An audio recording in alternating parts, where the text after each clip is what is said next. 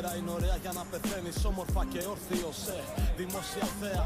Με λένε Παύλο Φίσα από τον Περαία. Έλληνας και ό,τι συνάδει αυτό, όχι μια σημαία.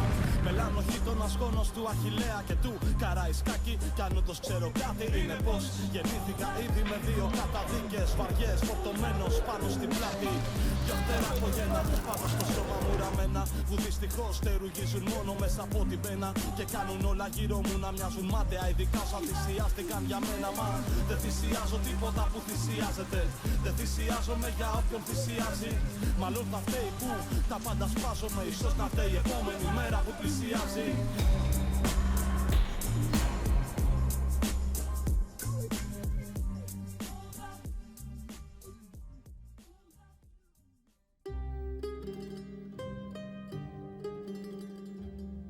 Ήταν πολύ όμορφη η ζωή πριν τη δολοφονία.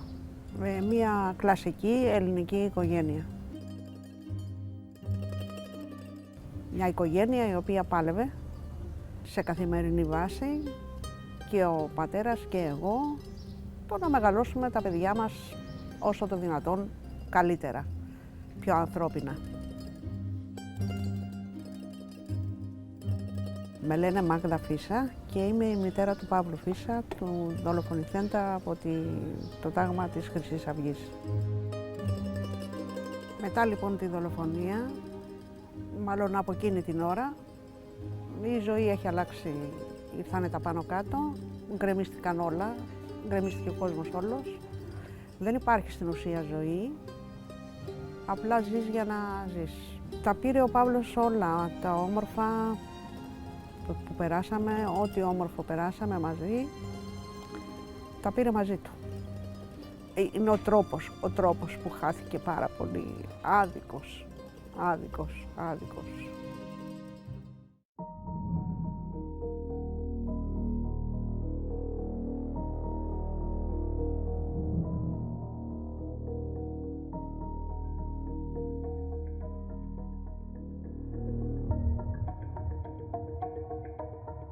Κοινωνική κατακραυγή έχει προκαλέσει εμψυχρό δολοφονία του 34χρονου Παύλου Φίσα τα μεσάνυχτα στο Κερατσίνι. Δολοφονική ενέδρα στο Κερατσίνι. Ο δράστης που ομολόγησε δηλώνει φίλος της Χρυσής Αυγής. Following an incident outside a cafe west of Athens resulting in the death of anti-fascist rapper Killa P. Police in Greece have arrested a man in connection with the murder of Pavlos Fissas. Δεν ήταν μέλος της Χρυσής Αυγής και ασφαλώς όποιος διαπράττει ένα τέτοιο έγκλημα πρέπει να καταδικαστεί σε ισόβια, αυτή είναι η θέση μας.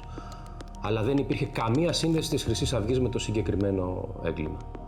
Η δολοφονία Φίσα ήταν ένα περιφερειακό γεγονός που είχε γίνει τότε. Δεν νομίζω να έχει κανένας σχέση με αυτό το συμβάν. The killer of Pavlos Fissas, Giorgos Roupakias, is not a passerby from one of the offices of Golden Dawn. There are many photos of Giorgos Roupakias in the activities of the local organization of Golden Dawn in Nikaia. There are evidence that he was part of the training that they did during a summer camp on August 2013. Κοιτάξτε, εκείνη την περίοδο όποιος ήθελε πήγαινε σε μια λαϊκή αγορά, έπαιρνε μια μπλούζα της Χρυσής Αυγής και εγώ αύριο μπορώ να πάρω μια σημαία του ΣΥΡΙΖΑ και να διαπράξω οποιοδήποτε αδίκημα. Αυτό δεν σημαίνει απολύτως τίποτα. The most concrete evidence is a document that was found on the office of the accountant of Golden Dawn, where they had all the names of the people who were responsible for the local organizations of Golden Dawn. So you saying that your chairman or any other high-ranking members of Golden Dawn are not involved in the murder of Pavlos Fissas? Of course. Pavlos Fissas was that night was at a cafe with his friends watching the football game. In the same cafe, there was a Golden Dawn member of the local organization of Nikaia. That member started making phone calls to other members of Nikaia, Golden Dawn members, I mean, and there is a very wide scale of communications between them.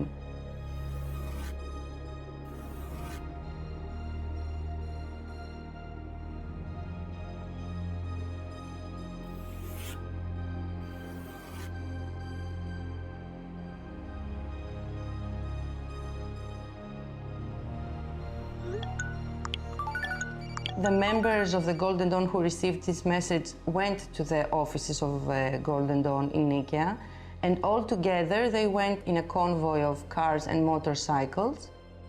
They went to the coffee house where Pavlos was watching the game.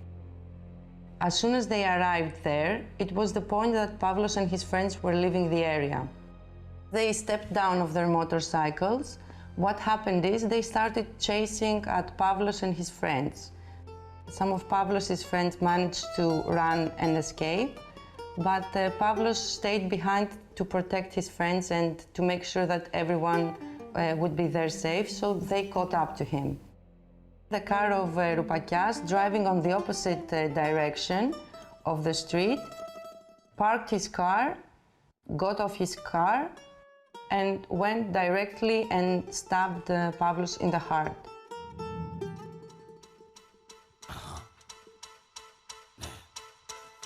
Εκτός ελέγχου, άνθεν, κυλαπή, μισθαρού, νίον, εκτός ελέγχου, μοιάζει με επανάσταση που αρχίζει. Ο σκύλος μισάξει και άρχισε να βρίζει. Το ποτήρι όντως έχει ήδη ξεκινήσει. Απ' την τόσα διαφορία που μας έχει πλημμυρίσει. Συνεχώς ο μικρός Αλέξης μου θυμίζει πως η ελευθερία του λόγου ακριβά κοστίζει. Πάνε τα χρόνια που με λέγανε φατσούλα, τώρα έχω και ταβέλα. Τρομοκράτης με κουκούλα. Πάλι το μυαλό μου παρανοεί πως αφήσαμε την παρακμή τόσο να ξαπλωθεί. Όλο μας το είναι ένα πράτα και μια σέρκοβα. Γαμώτη μου γι' αυτό έφυγε ο Τζουλιάνι ρε στην Γένοβα. Η δολοφονία του Παύλου είναι μια πολιτική δολοφονία. Δεν είναι μόνο ένας. Δεν πήγε απλά ένα μέλος της και μαχαίρωσε τον Παύλο. When Pavlos Fissas at the coffee house, he was identified as an opponent. He was an anti-fascist singer. He was known in the area, and it was an attempt to show that we rule this area. We will prevail. You know, no one can stand up to us. No one can talk to us. No one can resist us. If you resist, you will be crushed. That was their tactic.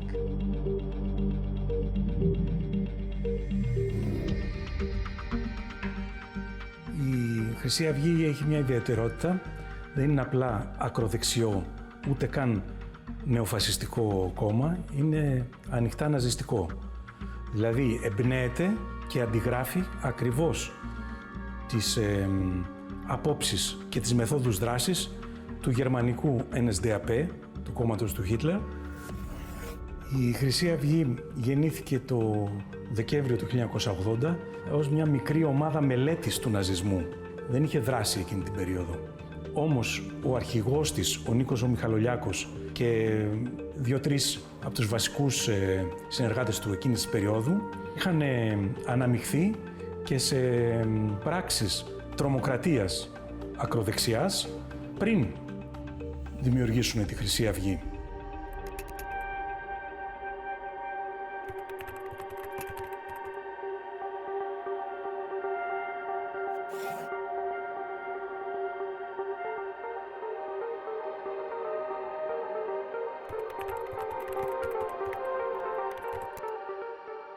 Επί χρόνια η Χρυσή Αυγή ήταν στο πολιτικό περιθώριο.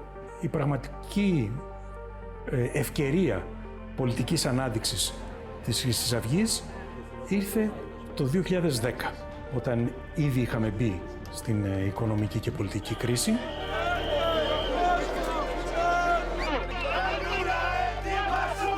Here in Greece, a financial calamity has just arrived. In Athens, a day of strikes and protests across Greece evolved into deadly riots. Anger against austerity measures turns deadly in Greece. Overseas now to Greece, a country on the brink of collapse. Banks shuttered, ATMs running out of cash. Greek financial crisis threatened the stability of not only the 19-member Eurozone, but the global economy as well.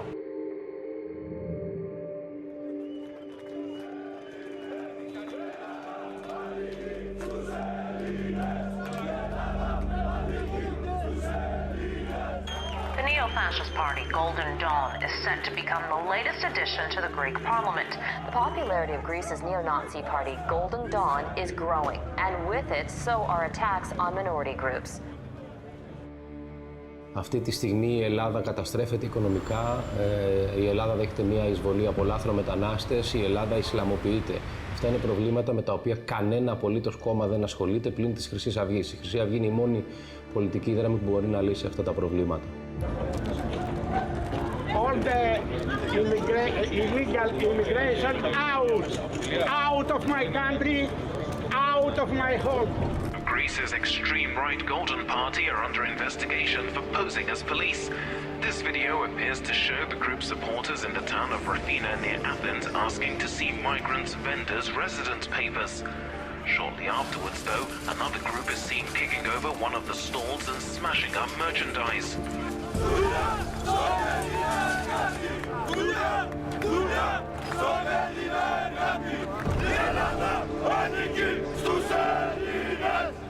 Στην πραγματικότητα, οι εχθροί της είναι οι εχθροί της φυλής. Εχθροί της φυλής μπορεί να είναι απλώς οι Εβραίοι, μπορεί να είναι οι Μουσουλμάνοι, μπορεί να είναι οι μετανάστες, μπορεί να είναι και οι Έλληνες που τους θεωρεί προδότες του έθνους, οι αριστεροί, οι αντιεξουσιαστές. Και γι' αυτό το εμβληματικό θύμα της, ο Παύλος Φίσας, βέβαια δεν ήταν Έλληνας και μάλιστα δημοφιλής Έλληνας νέος. Η Χρυσή Αυγή μπορεί να εμφανίζεται ως απολύτως εθνικιστική και ελληνοκεντρική, αλλά ακόμα και την Ελλάδα, ακόμα και την αρχαία Ελλάδα, τη βλέπει μέσα από τα μάτια των Ναζί.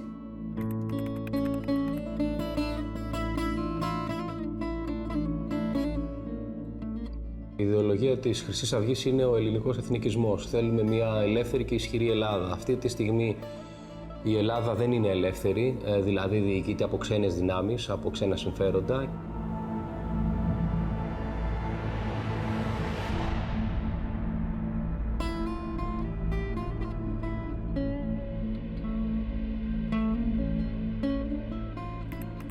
Χωρίς τη βία δεν υπάρχει ο ναζισμός.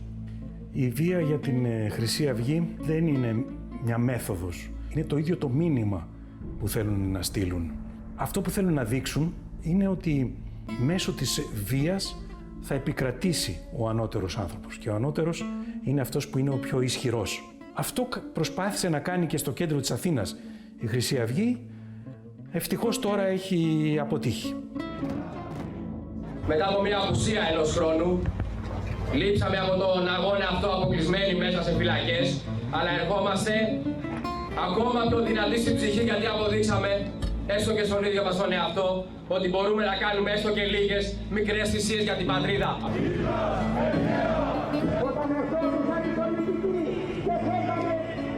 Δεν κάναμε κάτι κατά της δημοκρατίας και κάτι αντιδημοκρατικό. Ούτε σαν κόμμα, αλλά ούτε και σε μεμονωμένες περιπτώσεις. Πήγαμε βάσει του συντάγματος. Στη δίκη της Χρυσής Αυγής, 6 χρόνια τώρα, δεν υπήρξε κανένα στοιχείο που να εμπλέκει βουλευτές του κόμματος σε καμία παράνομη πράξη. Η μόνη πράξη για την οποία κατηγορήθηκα και έχει σχέση με βία είναι ένα χαστούκι που είχα δώσει σε μία βουλευτή του Κομμουνιστικού Κόμματος, αλλά τελικά στο δικαστήριο αθωώθηκα. Πόσα χρόνια πίσω! Αν δεν περνούμε! Όχι! Αν δεν περνούμε! Θα πάμε 500 χρόνια πίσω τη χώρα!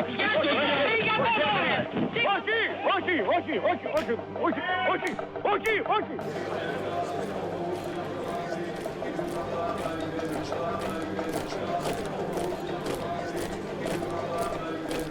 Up until now, we have more than 20 court rulings that say that Golden Dawn members were involved in violent attacks against immigrants, against leftists, and against anarchists. 2 of them are attempted murder accounts.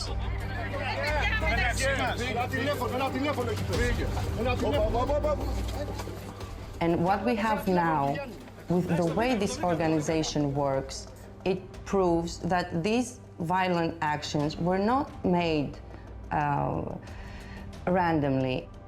Από την ίδρυσή της η Χρυσή Αυγή, ακριβώς επειδή είχε μοντέλο το NSDAP, χρειαζόταν έναν αρχηγό, έναν Führer, έναν ηγέτη, τον οποίον δεν θα αμφισβητούσε κανένας. Αυτός ήταν ο Μιχαλολιάκος.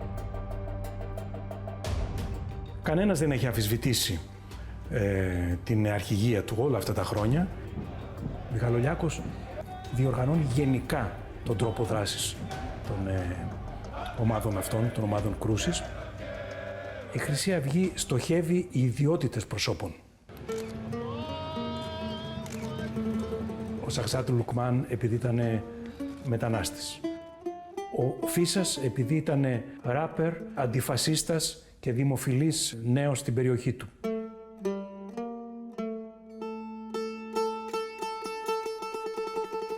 Μέσα σε αυτό το τάγμα λοιπόν ήταν και αυτός που κρατούσε το μαχαίρι, που έμπηξε το μαχαίρι.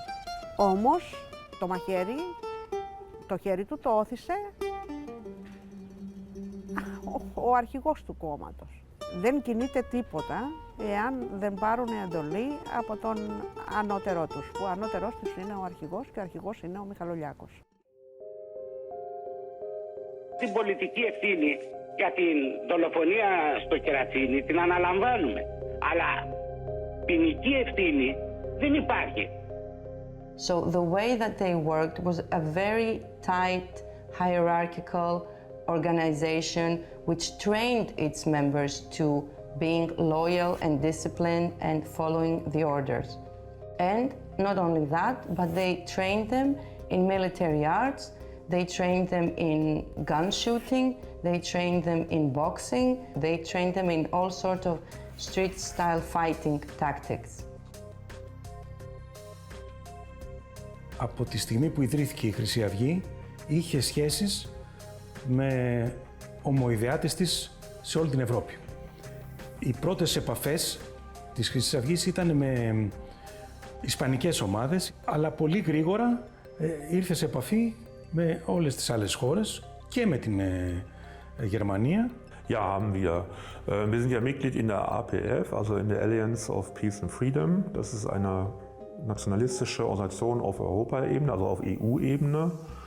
Und da arbeiten wir natürlich eng zusammen mit Griechen, mit Spaniern, mit Schweden und so weiter und so fort, Italienern, Briten auch wenn sie nicht mehr lange in der Europäischen Union sein sollten, aber bleiben unsere britischen Freunde unsere Freunde. Στο παρελθόν είχαμε επαφές με κόμματα και στην Ιταλία και στη Γερμανία. Είχα πάει στο Βερολίνο καλεσμένος από τον Ούντο Βόη τότε και το N5. Είχαμε πάει να μιλήσουμε και για το μεταναστευτικό και να ανταλλάξουμε κάποιες απόψεις για την Ευρώπη του σήμερα. Έχουμε πολύ καλές σχέσεις με όλα τα ευρωπαϊκά εθνικά κόμματα. Για εμάς Ευρώπη είναι και η Ρωσία. Και έχουμε στενές σχέσεις με το κόμμα του κ. Ζιρινόφσκι, ο οποίος μας συμπαραστάθηκε ακόμα και την περίοδο των φυλακίσεων. Το σημαντικό είναι ότι η Χρυσή Αυγή από τη στιγμή που απέκτησε δύναμη και μπήκε στην Βουλή, έχει αρχίσει να εξάγει και ναζισμό. Έχω ένα παράδειγμα, έναν Μάθιου Χάιμπακ, ο οποίος έπαιξε σημαντικό ρόλο στα επεισόδια του Σάλοτσβιλ.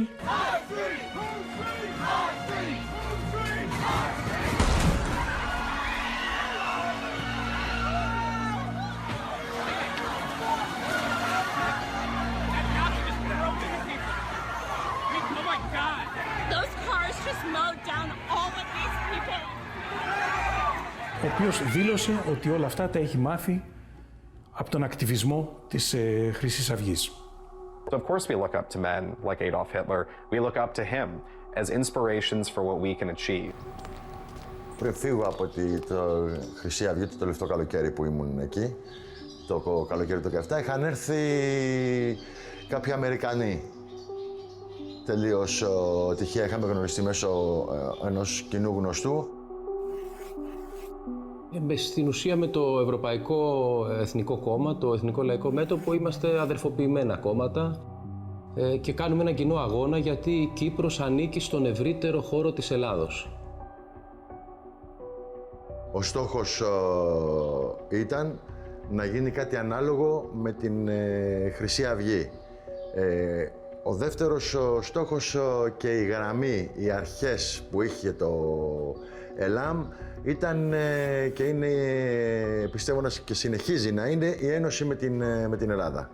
και με τη βοήθεια τη δική μας, γιατί έχω κατέβει και εγώ 2 φορές στην Κύπρο, έχουμε κάνει πορείες και συμβουλές, σας είπα και βοήθεια. Είχαμε κατέβει και εγώ και άλλοι συναγωνιστές, είχαμε κατέβει για να βοηθήσουμε και εμείς προσωπικά στο να στηθεί. Ξέρω ότι συνδέονται μεταξύ τους. Της Κύπρου η οργάνωση είναι θυγατρική της Χρυσής Αυγής, δηλαδή συνδέονται πάρα πολύ και έχουν βρεθεί και μέλη τους, έχουν φύγει από εδώ, έχουν πάει στην Κύπρο και από την Κύπρο έχουν έρθει εδώ, υπάρχει μεγάλη σύνδεση μεταξύ τους.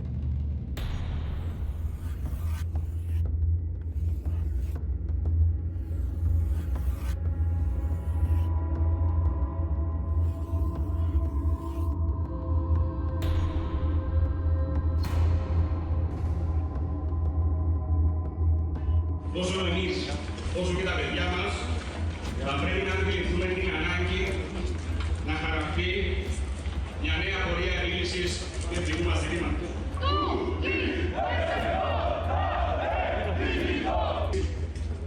Εμείς λοιπόν, που οι πατεράδες μας βρέθηκαν στα πεδία των μαχών του 1974, δεν θα πάρουμε μαθήματα πατριωτισμού από κανένα. Του νέου Λεωνίδα. We have a fascist problem in Cyprus. The right-wing parties are they're increasing their percentages. We have Elam, which is a real fascist organization. They are Nazis.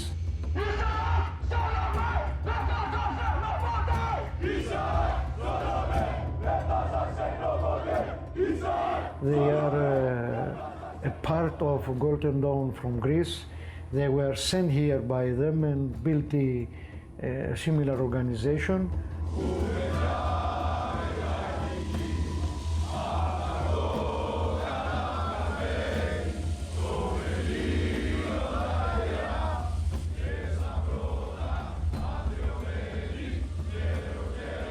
Elam is a clearly a neo-Nazi party.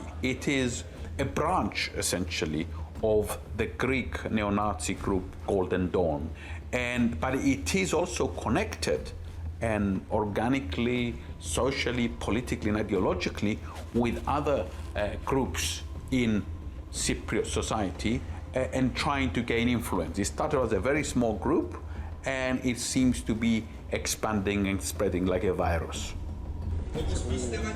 Sorry, what? Where are you from? I'm from Iraq. Iraq? Yes. From which newspaper? Sorry, what? From freelance. You want me to meet my friend? She's Greek. Which one? I would say that Elam capitalizes on a lot of things in order to achieve electoral success, and it has done so very successfully in the recent years. At first, they tried to register as Golden Dawn Cyprus branch. They were not allowed because we are a separate state, and after that, they came up with the name of the National Popular Front.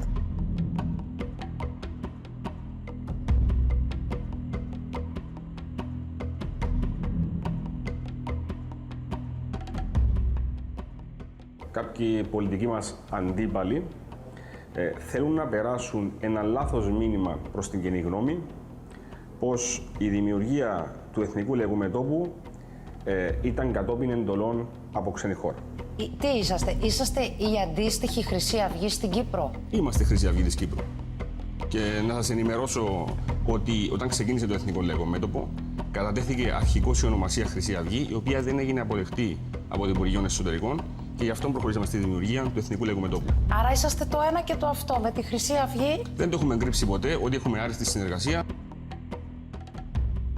It is a xenophobic, racist party which projects ideas and positions that are essentially representative of the average far-right party in the rest of Europe.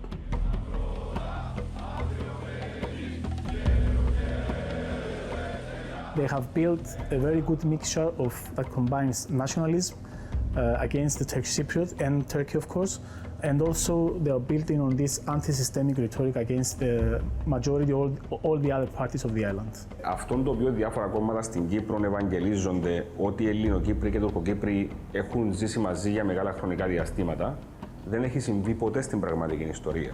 Το μόνο που χρειάζεται αυτή τη στιγμή η πατρίδα μας είναι ενότητα απέναντι στον κοινό μας εχθρό, την Τουρκία.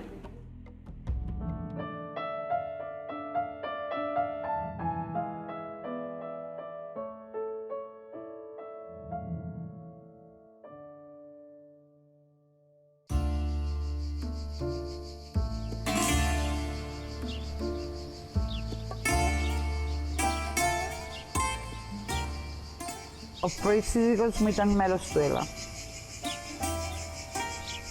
Δεν με ενοχλούσε τόσο ότι οι πολιτικές τα πολιτικά μας πιστεύω δεν ήταν τα ίδια. Με ενοχλούσε η προκατάληψη που είχε για την οικογένεια μου. Προσπαθούσε να κάνει την αλλαγή στο σπίτι. Από την DVD δεν μπορεί να φανταστείς όλη τη σειρά του Χίτλερ, την οποία παρακολουθούσε και με τη μικρή, και μάλιστα χαρακτηριστικά αυτή με το Auschwitz. Ο τρόπος που το έβλεπαν κάτι, όπως βλέπεις εσύ μια ταινία επιστημονικής φαντασίας και σε ενθουσιάζει και περιμένεις στη συνέχεια να δεις κάτι, τι θα γίνει παρακάτω. Και βλέπεις θάνατο. Για το ολοκαύτωμα έβλεπαν ότι έπρεπε να γίνει γενική εκκαθαρίση, να μην μείνει ούτε και ένας Εβραίος. Για να καταλάβεις, είχαμε μια φωτογραφία, όχι στο σπίτι που μέναμε, στο σπίτι που έμενε αυτός μόνος του, μια φωτογραφία του Γρίβα και μια του Χίτλερ.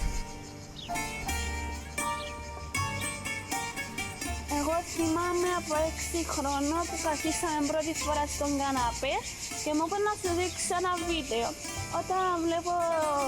Όταν ξεκίνησε βλέπω τάγκς, έβλεπα σύμβολα της Γερμανίας, των Ναζίων. Ο παπάς όταν μου τα έδειχνε αυτά μου έλεγε ότι φταίουν οι αριστεροί, φταίνουν οι Εβραίοι.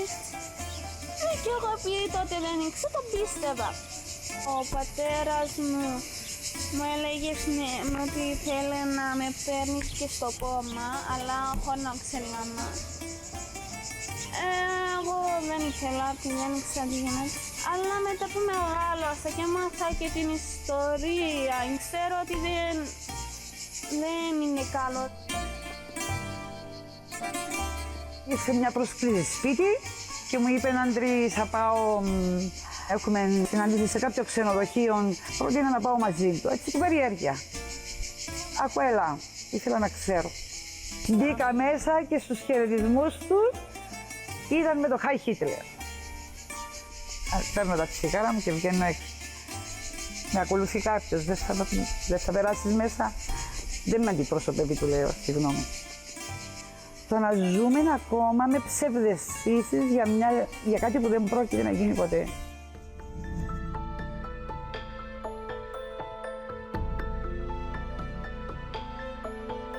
Όλοι τα χρόνια ήταν για το ακούσουμε πως σύζυγο. Όταν έμαθα εγώ από άλλες καταστάσεις, γιατί ξέρεις, με ενοχλούσε και ψαχνά λίγο, έχει. Και εγώ πιστεύω ότι πολλοί από αυτούς μπορεί να οπλοφορούν και σπίτι.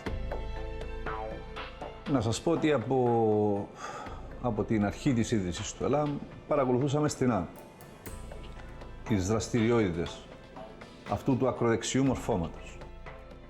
Είχαμε εντοπίσει ακριβώς ότι οι Ελαμίτες πήγαιναν σε κατασκηνώσεις δήθεν, αλλά σε αυτές τις κατασκηνώσεις γίνονταν στρατιωτικές ασκήσεις και είχαμε προβεί σε καταγγελίες και στον Υπουργό Δικαιοσύνης και στον Γενικό Εισαγγελέα της Δημοκρατίας. Το ΑΚΕΛ προσπάθησε μέσα από κάποιες φωτογραφίες να συνδέσει έναν μύθο περί στρατιωτικής εκπαίδευσης του κινήματος μας. Αυτά είναι μυθοπλασίες και σενάρια του Hollywood από κόμματα τα οποία έχουν καταστρέψει με τις επιλογές τους την Κύπρο. Το μέτωπο νεολαίας και το κατά επέκταση το ΕΛΑΜ ουδέποτε διοργάνωσε οποιαδήποτε στρατιωτική κατασκήνωση ή εκπαίδευση. Αλλά αντιθέτως πρόκειτο για απλούς ανθρώπους οι οποίοι δεν ανήκαν στο ΕΛΑΜ, οι οποίοι έπαιζαν paintball. The key point was back in 2012 when it was clear that ELAM was organizing military activities and military training up in the mountains. Now, There was a complaint, official complaint, there was documentary evidence that Elam was actually doing this.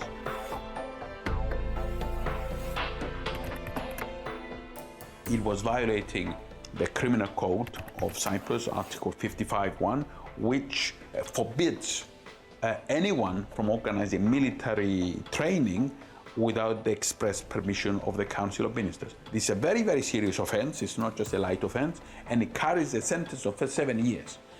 And despite the complaint, the Attorney General at the time decided not to prosecute. And the reasoning he gave for not prosecuting was that, oh, but it's in the criminal code, and I didn't know this code existed. Is this an excuse if I do a criminal act and I say, sorry, I didn't know that it was a criminal act? It's okay. This is, even for the first year student in law school, it's clear that this is not an excuse that can be accepted from any court or from any state. As a result of that, Elam was gained a lot of credibility amongst young people, that we get away with these things, nobody can do anything, nobody can stop us.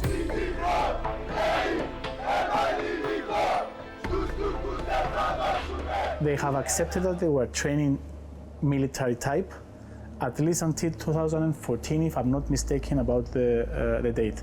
Since then, and I insist on linking on these developments on how they present themselves in Cyprus with what has happened in Greece in 2013 with Pavlos Fyssas assassination. They are very careful not to show this military face in Cyprus. I would say that they are operating on a double face, something for the inner core and something for the public, which is entirely different. The ultranationalistic positions, they are increasing with regards to migrations, with regards to the Cyprus problem, with regards to religions, tolerance in the society.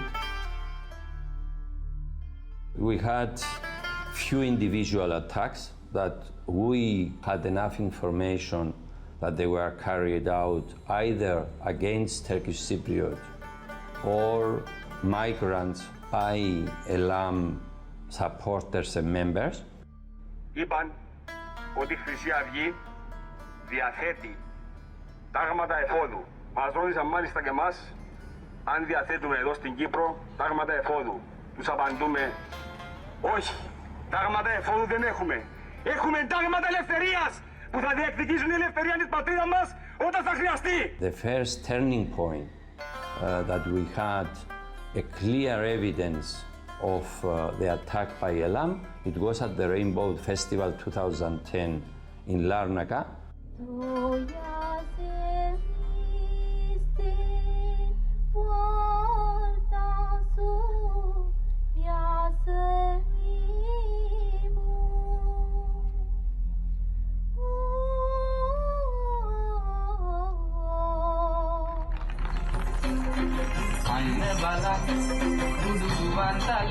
We were invited to the Rainbow Festival in 2010, and we came with my friend to play. People were dancing. There were families, children, mothers celebrating all the cultures living on the island.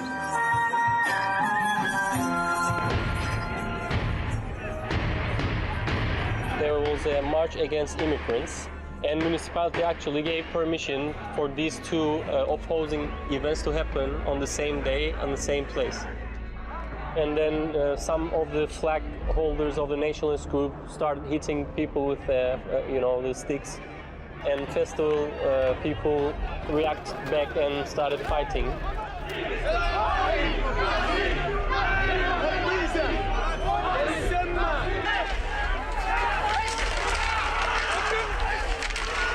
And it was like war zone.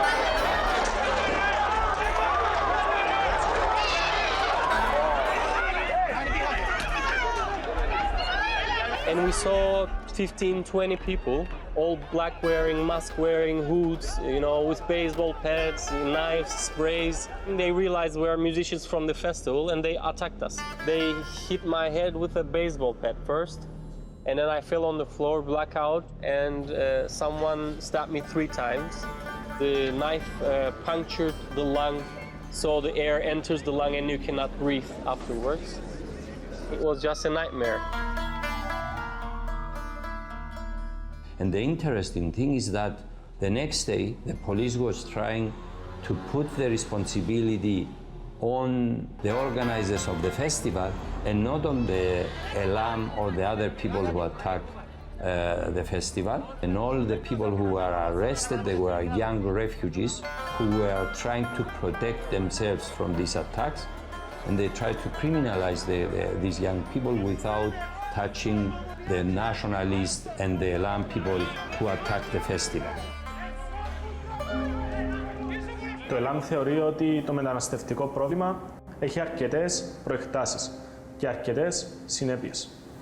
Αποτελεί από εκεί και πέρα μια βόμβα στα θεμέλια του κοινωνικού ιστού της πατρίδας μας, με αποτέλεσμα σήμερα η Κύπρος να αντιμετωπίζει πάρα πολύ μεγάλα προβλήματα και εγκληματικότητα. Θα σας μεταφέρω μόνο ένα απλό παράδειγμα που συμβαίνει στη δική μας χώρα. Το σύνολο των ξένων των οποίων φιλοξενούνται αυτή τη στιγμή στην Κύπρο δεν θέλει να μάθει την ίδια τη γλώσσα μας. Ούτε και προσπαθεί να το πράξει.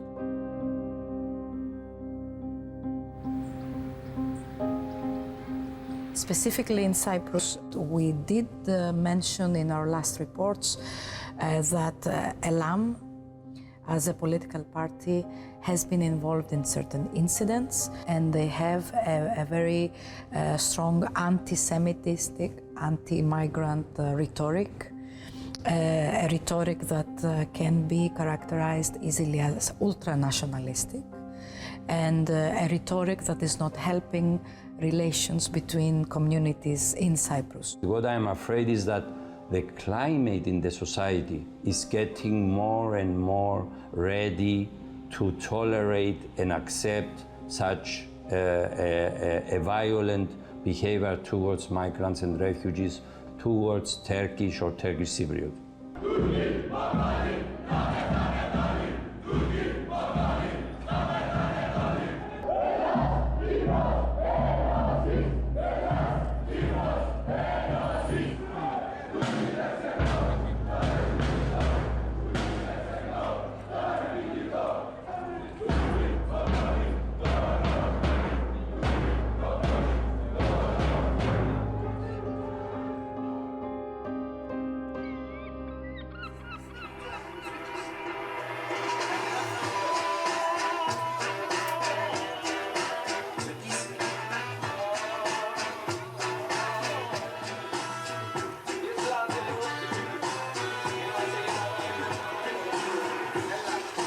My name is Alekos, my surname is Alekou.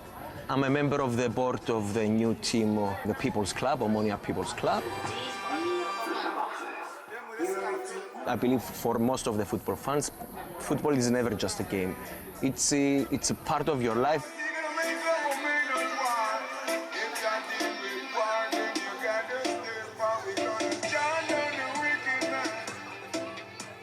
There is a link between fascist group with football teams in Cyprus. Some fascist parties like Elam, they're trying more and more to get involved with the football funds and recruit their members from there. I believe they have succeeded in 3-4 major teams, but I don't believe that all the fans of, for example, Apoel, Anorthosi, Apollonas are fascist.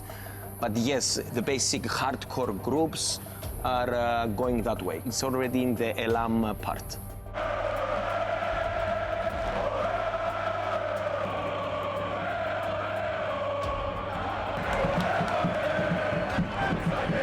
There's been a lot of hate speech through Apoel fans' announcement. For example, when was the crisis with the refugees from Syria, there was been announcements and banners to the field saying refugees not welcome, stuff like that. There's been racist speech in the football when the football matches, for example, if our player scored a goal and it was from Africa, for example, they shout racist things like that.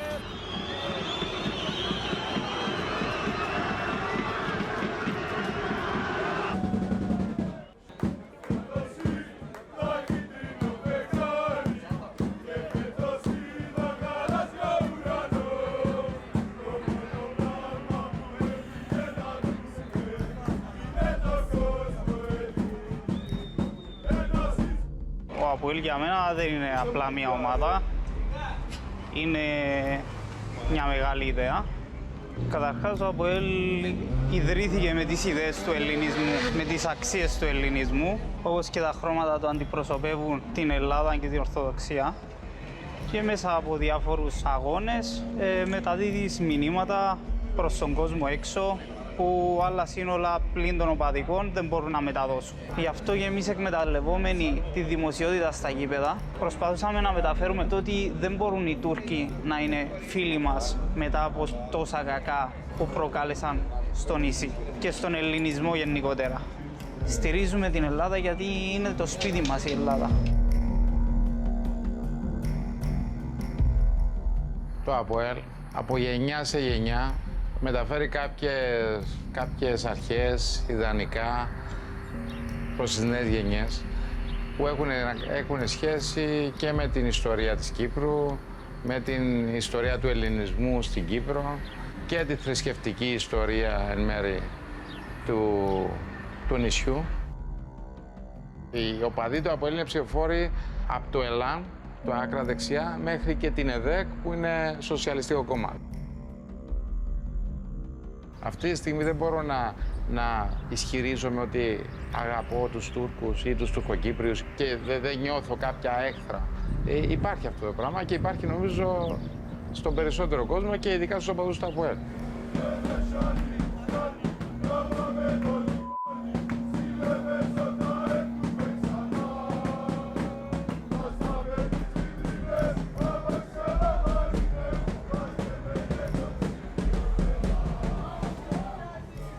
The leadership of these clubs has failed to address this problem of neo-Nazis and extreme right groups within them. In fact, what is most worrisome about about ELAM is that it's managing to recruit young people from football clubs, which are also inside schools. They have an influence amongst these young people, and it's a very worrying example.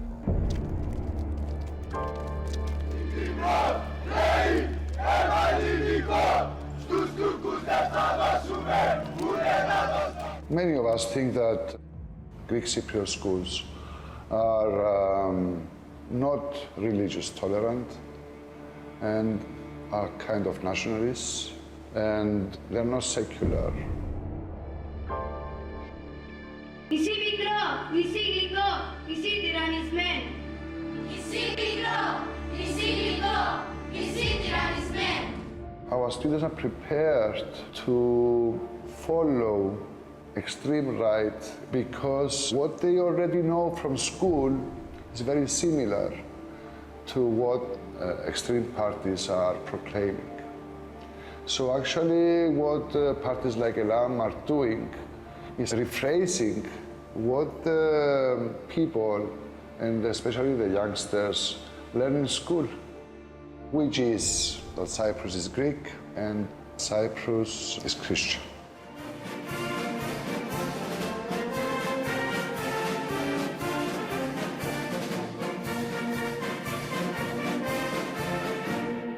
So people are coming out from education with these very strict ideas and they find many common things with political parties that are against the solution of the Cyprus problem, are against federalization, are against the Turkish Cypriots. Education in Cyprus, and we're talking, of course, on the Greek side, have on the whole been committed to the idea of Enosis.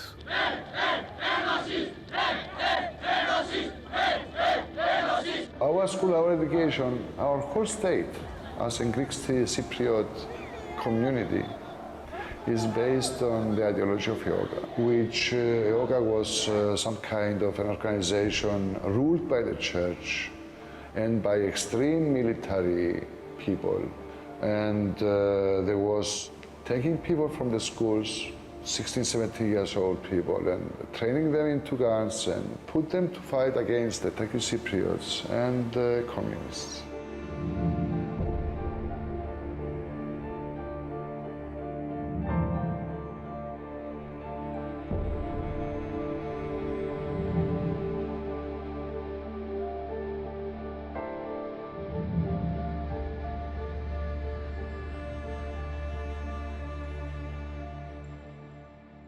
It was nothing short of a terrorist organization.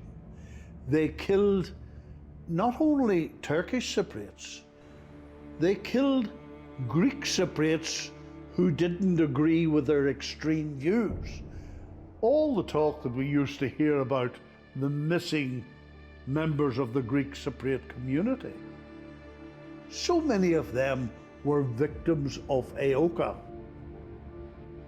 It targeted the British, it targeted Turkish Cypriots, and it targeted his Greek Cypriot enemies on the left. Those are the people he really wanted to eliminate.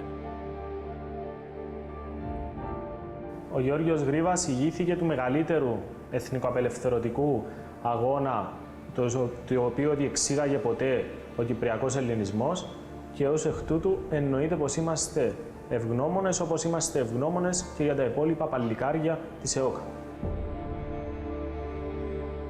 Grievous was an evil man. He was put in place with the agreement of the Greeks. He was the very antithesis of anything that had been intended for that island in the 1960 Treaty of Guarantee. Η Κύπρος αποτελεί κομμάτι του ελληνικού έθνους.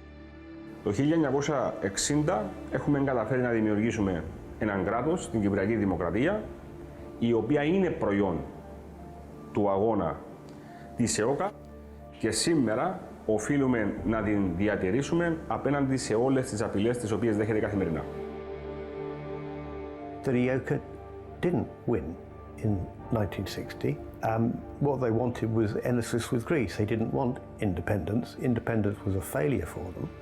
And the key point, therefore, is that the legitimacy of the Republic of Cyprus was not accepted by very important segments of Greek Cypriot society. After they gave us our independence, we didn't like it because Turkish Cypriots had rights.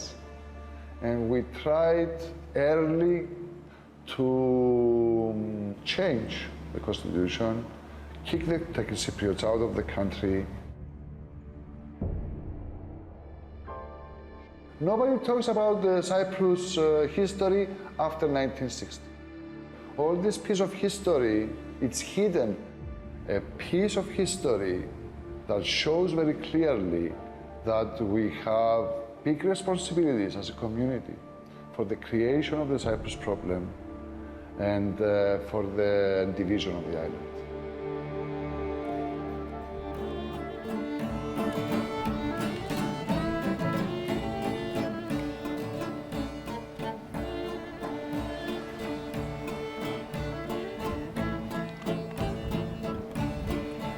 Μενεξέδες και ζουμπούλια και θαλάσσινα πουλιά, άμα δείτε την καλή μου χαιρετίσματα πολλά. My name is Androula Shadi. I come from a village south of Lefkosia, and I have been involved in my communal work. That means bringing the two communities together and reuniting the island for around 30 years. Πάμε γυαλό, γυαλό. Έβαλα, μόνο εσένα αγαπώ. The Cypriots are Cypriots.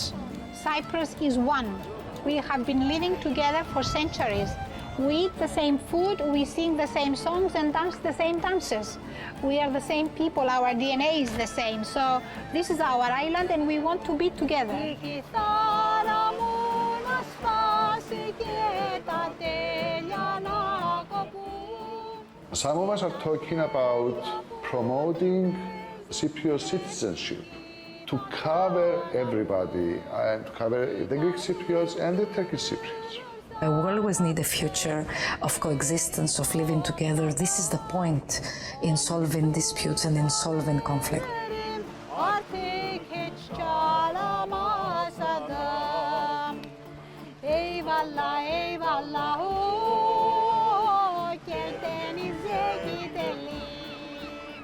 want the island to be reunited with our Turkish Cypriots brothers. Let's behave like human and stop believing everyone is better than the other. We are all the same. Let's live the same.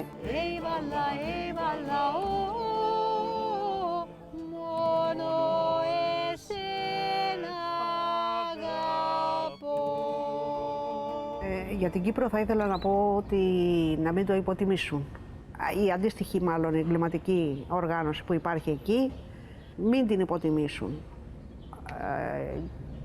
Και να δώσουν αγώνα γι' αυτό. Και ο αγώνας δεν δίνεται μόνο στο δρόμο. Το μεγαλύτερος αγώνας είναι για μένα είναι στα παιδιά, στην παιδεία. Εκεί, από εκεί θα μπορέσουν να καταφέρουν κάτι.